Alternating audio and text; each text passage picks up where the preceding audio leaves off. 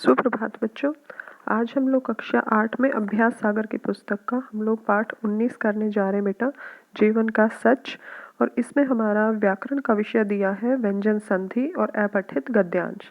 हमारा जो पहले पाठ 17 आया था उसमें भी हमारा व्यंजन संधि का ही विषय था, तो उसमें कुछ नियमों के बारे में वहाँ बताया गया था और कुछ नियम के बारे में यहाँ बताया गया है, व्यंजन संधि के नियम। तो आइए हम लोग देखते हैं। ये है बेटा हमारा क्वेश्चन नंबर 1। नीचे दिए गए शब्दों में संधि के बाद हुए परिवर्तन को ध्यान पूर्वक देखना है, यानी संधि करने के बाद कुछ बदलाव इनमें आए हैं तो वो हम लोग देखेंगे। सत प्लस गति, तो यहाँ पर सदगति। अब यहाँ पर जैसे आपने पिछले पाठ में पढ़ा था कि किसी भी अगर कोई भी यानी पूर्व पद है उसका अंतिम वर्ण क च ट त प होता है और उसके बाद जो दूसरा हमारा उत्तर पद आता है उसमें अगर कोई स्वर आया है या किसी भी वर्ग का तीसरा या चौथा व्यंजन आया हुआ है या फिर यर लव आते हैं तो उसमें हमारा जो पहले वर्ण का यानी जैसे त दे रखा है तो त जो है वो यहाँ पर तीसरे वर्ण में बदल जाएगा, यानी त वाली ही लाइन का तीसरा वर्ण। अगर यहाँ पर क होता तो क यहाँ ग में बदल जाता है, च अगर होता तो ज में बदल जाएगा, ट अगर होता तो ड में, और अगर त तो वो द में बदल जाता है।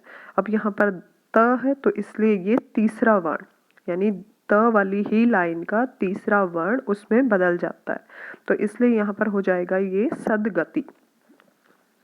अब उसके बाद यहाँ पर दे रखा है सम प्लस भव, आगे आता है संभव। सम प्लस कल्प, संकल्प, सदगति के आ चुका है। तो यहाँ हमने समभाव जो है उसमें थोड़ा सा बदलाव आया है कि उसमें म जो है वो बिंदु में परिवर्तित हो गया है यहाँ पर।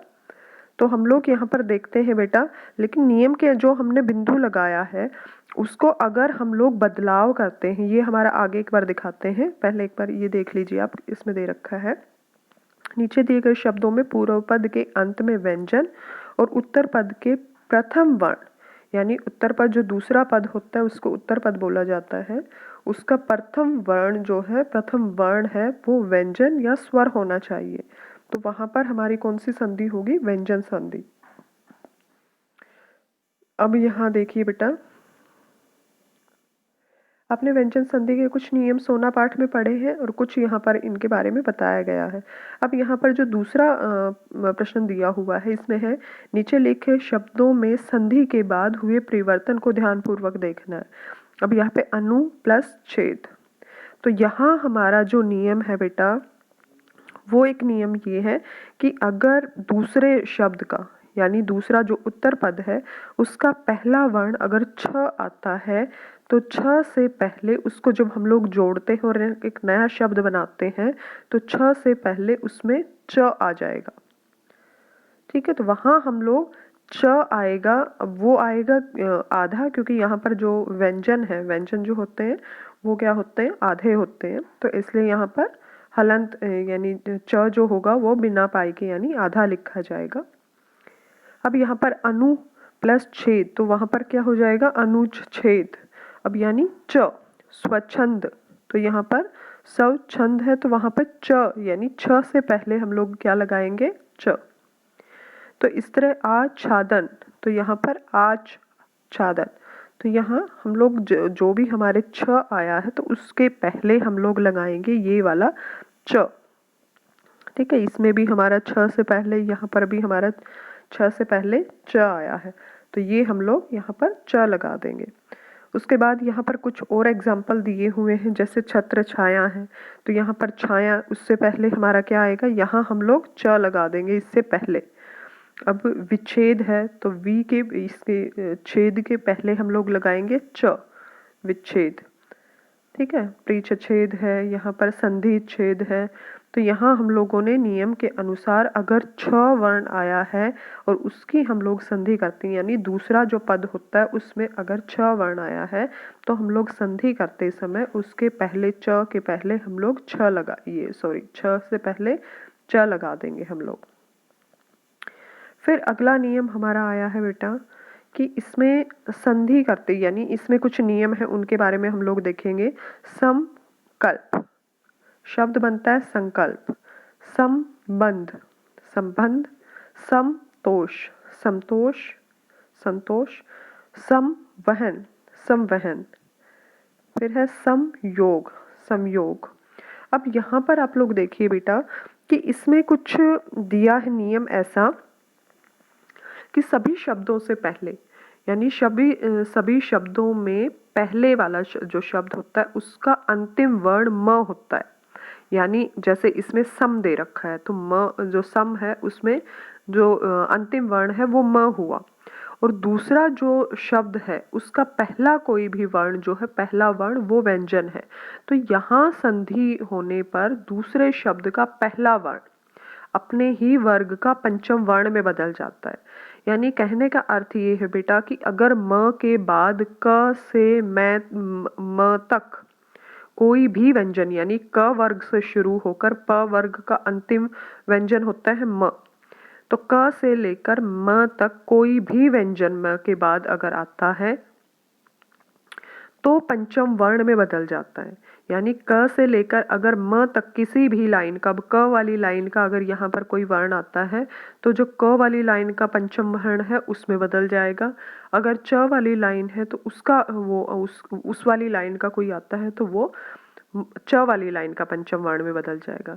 इसके बाद अगर य र ल व श आते हैं तो ये इन शब्दों में अगर वो अनुस्वार में बदलता है। अब जैसे हम लोग मान लो एग्जाम्पल यहाँ पर लेते हैं बेटा, एक एग्जाम्पल हमने लिया यहाँ, जैसे समतोष है, समतोष आया भी हुआ है। अब हम लोग इसको लेंगे और यहाँ प्लस करते हैं समतोष। तो यहाँ पर ये जो है म के बाद ये वाला त वर्ण आया है। अब इस त में हम लोग क्या करेंगे, ये हमारी कौन सी लाइन का आता है, त वाली, यानी त थ द ध न।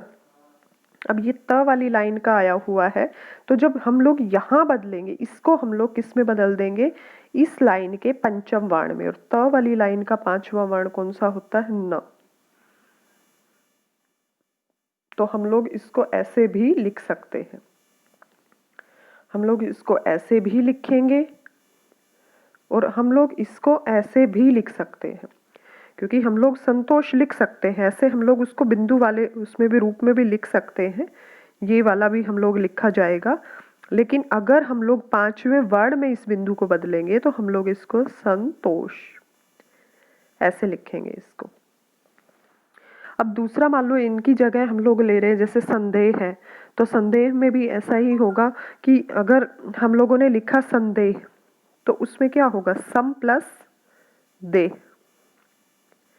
अब ये वाला शब्द हुआ। अब यहाँ जो द आया है ये किस लाइन का आया है, त थ द ध न, यानी त वाली ही लाइन का ये वर्ण भी जो है वो त वाली लाइन का है। तो जब हम लोग इसको बदलेंगे तो ये हम लोग कहेंगे स न, ये जो म है ये किस में बदल जाएगा, पंचम वर्ण में।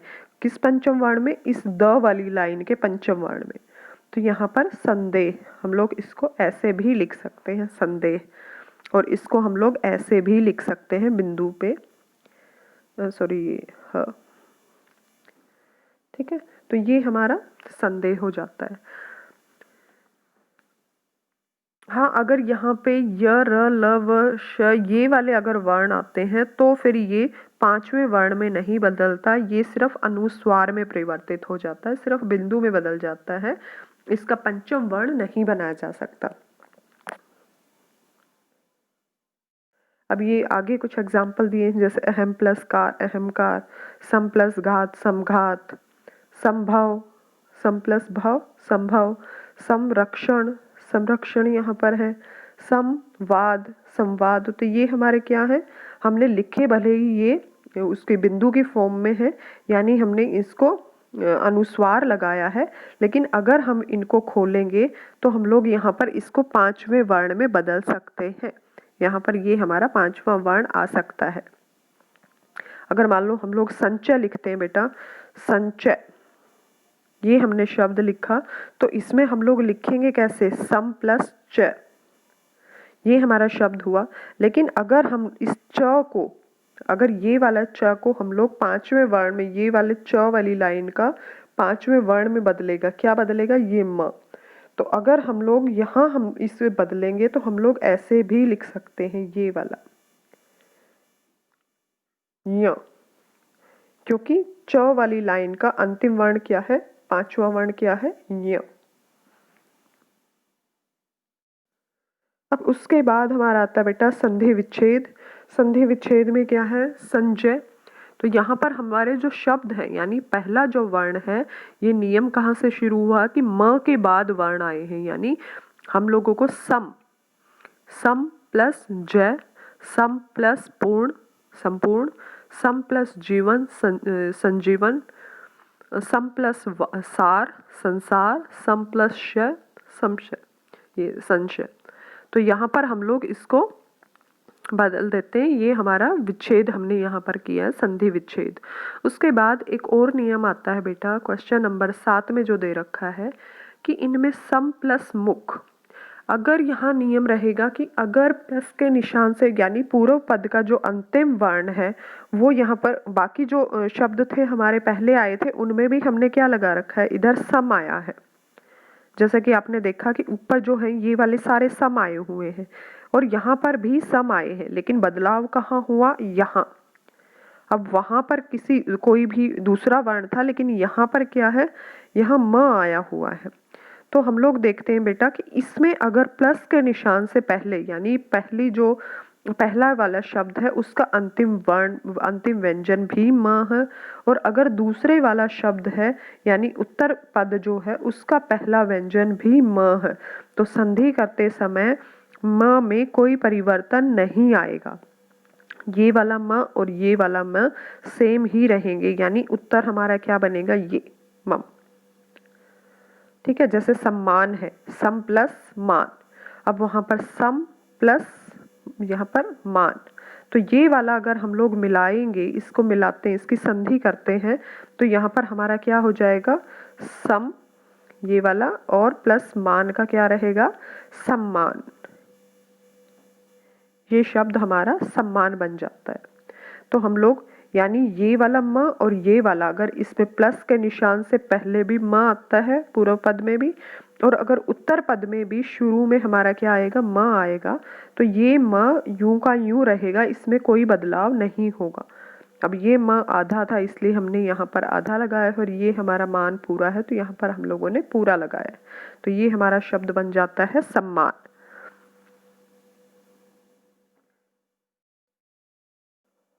उसके बाद जैसे इसमें सम्मुख भी दे रखा है, सम्मुख दे रखा है, उसमें भी वही नियम रहेगा। सम्मति है, सम्मोहन है, ये सारे इसमें स और इसका म और म वाले नियम है, यानी प्लस के निशान से पहले भी अगर म होता है, प्लस के निशान के बाद भी अगर म होता है, तो वहां पर हमारा उत्तर बनेगा ये मम। अब एक और नियम आया है बेटा हमारे सामने, क्वेश्चन नंबर 9 में जो दे रखा है कि अगर इसके बाद मतलब किसी भी शब्द की, यानी री, र और श, इसके बाद अगर न वर्ण का प्रयोग होता है तो न जो है वो ण में बदल जाता है। यानी यहाँ हमारा इन्होंने नियम दिया है कि जहाँ ये वाला, यानी ये आप देखिए इसमें दे रखा है री, र और श, ये हमारे दे रखे हैं, इनके बाद अगर हमारा यहाँ पर न आया है, न का प्रयोग हुआ है या फिर किसी स्वर का प्रयोग हुआ है, इसके अलावा अगर इसके पहले यानी न से पहले अगर स्वर भी आया है, तो भी नियम क्या रहेगा इसका कि वो हमारा ण में बदल जाएगा। हम लोग उसको किस में बदलेंगे, ण में, इसमें ये वाला न हमारा ण में बदल जाएगा। अब यहाँ इसका नियम दे रखा है, यदि री, र और श इसके बाद न हो तो उन दोनों के बीच या फिर उन दोनों के बीच, यानी न के बीच और इन वर्णों के बीच, न और इन वर्णों के बीच कोई स्वर भी आ सकता है। ठीक है, स्वर अगर कोई आ रहा है या फिर क वर्ग और प वर्ग का कोई वर्ण आया है, तो वहां पर क्या होगा, या य व ह इनमें से कोई आया हो तो क्या होगा, इस न का ण बदल जाएगा। अब जैसे यहाँ पर एग्जाम्पल इसमें दे रखा था, ये वाले जैसे भूषण, भूषण में क्या है, भूष प्लस अन, तो यहाँ पर भूष प्लस अन्न में क्या होगा, जैसे कि नियम में बताया गया है कि इन दोनों के बीच में यानी श के बीच, इस श के बीच और न के बीच अगर कोई स्वर भी आ जाता है, स्वर यहाँ पर क्या आया है अ, अगर ये भी आ जाता है तो भी वो किसमें, ण में ही बदलेगा।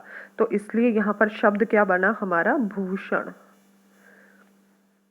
ठीक है, अगर इसके बाद हम लोगों ने तर प्लस न, तो यहाँ पर क्या होगा, यानी र के बाद यहाँ पर क्या आया है, न आया है, तो यहाँ पर हमारा कौन सा होगा, तरण।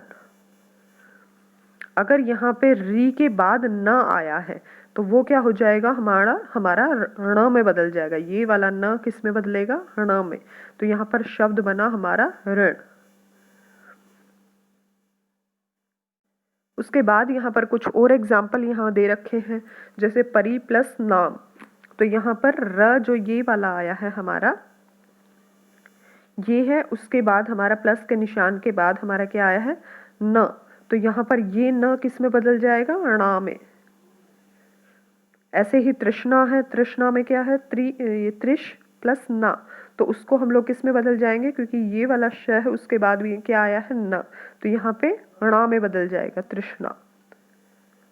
यहाँ पे प्र, यानी प्र जो होगा वो क्या होगा, ये वाला आधा, उसके बाद र। तो यहाँ पे हमारा र है तो र किस में बदलेगा, यहाँ पे र के बाद यहाँ पर मान। अब मान में ये जैसे एक और नियम इसमें दिया था कि यहाँ पर, या फिर जैसे नियम यहाँ पर दे रखे थे कि वहां पर क वर्ग और प वर्ग का भी कोई वर्ण आ सकता है। तो जो म है वो किस वर्ण का हुआ, यहाँ पर प वर्ग का भी कोई आ सकता है। तो इसलिए यहाँ पर कौन सा हो जाता है, प फ ब भ म। तो यहाँ पर म जो है वो हमारी प वाली लाइन का अंतिम वर्ण है। तो वो यहाँ पर इन दोनों के बीच में आया, किसके बीच, र और न के बीच में आ गया ये वाला मान। तो इसलिए यहाँ पर भी क्या होगा, ण, प्रमाण। अब उसके बाद देखिए बेटा, यहाँ पर जैसे शोषण में भी वही नियम रहेगा इधर कि श के बाद यहाँ पर न आया है, न से पहले यहाँ पर स्वर आया है, तो उसमें वो नियम में दे रखा है। हरण में भी वही होगा। अब उसके बाद हमारा क्वेश्चन 11 में एक और नियम दिया है इन्होंने कि जैसे अभी प्लस सेक, तो उसमें हमारा उत्तर क्या बनेगा, अभिषेक। उसका हम लोग संधि करेंगे तो क्या आ जाएगा, अभिषेक। नि प्लस सिद्ध, तो यहाँ पर क्या होगा, निषिद्ध। सु प्लस सुप्ति, तो यहाँ पर सुषुप्ति। यानी यहाँ उत्तर जो दे रखा है, यहाँ पर हमारा नियम क्या होगा कि यदि पूर्व पद का अंतिम वर्ण कोई स्वर हो और उत्तर पद में स आया हो, तो यहाँ पर क्या होगा, स का हम लोग ये वाला श बना देते हैं। अब यहाँ पर हमारा क्या है, पहला यानी उत्तर पद जो हमारा हुआ, यानी ये वाला पद। अब इस पद में अंतिम वर्ण कोई स्वर आया हो, स्वर यहाँ पर हमारा क्या है, अभी। भी में हमारा स्वर क्या होगा, ई। नी है, नी में हमारा स्वर क्या हुआ, ई। यहाँ पर भी हमारा क्या हुआ, उ। तो ये हमारे स्वर आए हैं, और स्वर के बाद उत्तर पद जो है उसमें ये वाला स आया है। तो इस स को किस में बदल दिया जाएगा, इस वाले श में। ये हमारा नियम है। तो इसलिए यहाँ पर क्या हुआ, अभिषेक का क्या हो जाएगा, अभिषेक। अब यहाँ पर ये जैसे कुछ और नियम दे रखे हैं, यहाँ पर नी प्लस सेद, यहाँ पर निषेध हो जाएगा। परि प्लस सद, परिषद हो जाएगा। सु प्लस सुप्त, सुषुप्त हो जाएगा। वी प्लस सम, विषम हो जाएगा। अभि प्लस सिक्त, यहाँ पर अभिषिक्त। ये वाली मात्रा यहाँ पे लगा लीजिएगा आप लोग, ठीक है। इसके ऊपर यहाँ पर आएगा। उसके बाद यहाँ पर आया है बेटा क्वेश्चन नंबर 13। इसको आपको ध्यान से पढ़ना है कि ये सही समय पर सही चुनाव न करने वाला व्यक्ति जीवन के प्रत्येक क्षेत्र में बुरी तरह असफल हो जाता है। जीवन का सफल कलाकार वह है जो अपने हर कार्य में सावधानी पूर्वक चुनाव करता है। चुनाव में सावधानी न बरतने वाला और बिना सोचे समझे गलत चुनाव कर लेने वाला व्यक्ति लाख प्रयत्न करने के बाद भी अपने जीवन को उचित और सफल मोड़ नहीं दे पाता।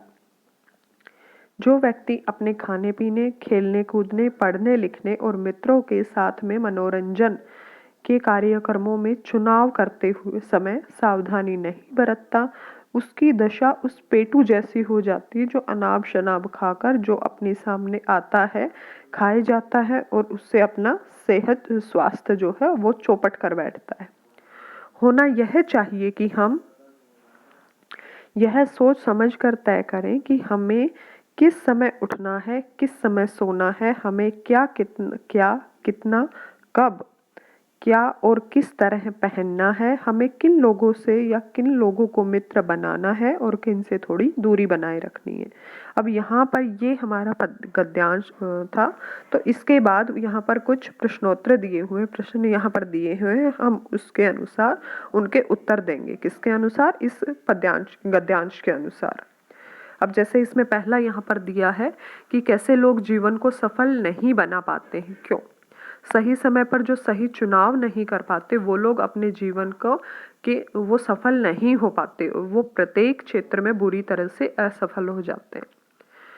ठीक चुनाव न करने वाले व्यक्ति की तुलना पेटू व्यक्ति से क्यों की गई है? क्योंकि जिस तरह पेटू जो होता है वो अनाब शनाब खाकर अपना स्वास्थ्य बिगाड़ लेता है, अपना स्वास्थ्य चौपट कर लेता है, उसी प्रकार ठीक चुनाव न करने वाला व्यक्ति भी बिना सोचे समझे कार्य करके या बिना सोचे समझे चुनाव करके अपना जीवन खराब कर लेता है। उसके बाद ये क्वेश्चन आता है बेटा कि ठीक दिनचर्या के लिए क्या क्या सावधानियां आवश्यक है। ठीक दिनचर्या के लिए समय पर उठना, समय पर सोना, सही कार्य का चुनाव करना, ये सारी सावधानियां आवश्यक होती हैं। मित्र बनाने से पहले हमें क्या सावधानी बरतनी चाहिए कि हमें सही लोगों के साथ में मित्रता करनी चाहिए और जो गलत लोग हैं उनसे हमें थोड़ी सी दूरी बना के रखनी चाहिए। जीवन का सफल कलाकार किसे कहा गया है? जीवन का सफल कलाकार वही होता है जो अपने हर काम में सावधानी पूर्वक चुनाव करे, यानी कोई भी कार्य करने से पहले सावधानी से उसका चुनाव करे कि यह कार्य हमारे लिए ठीक है या नहीं है। उसके बाद आता है क्वेश्चन, ये यहाँ पर प्रश्न संख्या हमारी 14। इसमें संधि विच्छेद हमें करना है। सु प्लस आगत, ये हमारा क्या है? स्वागत। ये हमारा यण संधि का है। ये पहले हमारी स्वर संधि सारी आ चुके हैं, उसके पांचों भेद आ चुके हैं, तो ये हम लोग यहाँ पर करेंगे बेटा। सु प्लस आगत स्वागत, गण प्लस ईश गणेश, धन प्लस एषणा धनवेषणा, उत प्लस नति उन्नति, शर्त प्लस उल्लास शर्दुल्लास। क्वेश्चन 15 जो दे रखा है यहाँ पर, उसमें दे रखा है नीचे दिए गए वाक्यों में प्रयुक्त मुहावरों को छाट कर, यानी नीचे जो वाक्य है इसमें किसी न किसी मुहावरे का प्रयोग किया गया है। परस्पर विरोधी दलों का सहारा लेना अपने पैरों पर स्वयं कुल्हाड़ी मारने जैसा है। तो यहाँ पर अपने पैरों पर स्वयं कुल्हाड़ी मारना, ये हमारा क्या होगा? मुहावरा है। इनकम टैक्स अधिकारी को दल बल सहित आया देकर सेठ जी के हाथों के तोते उड़ गए। यहाँ पर हाथों के तोते उड़ना जो है वो यहाँ पर वो मुहावरा है।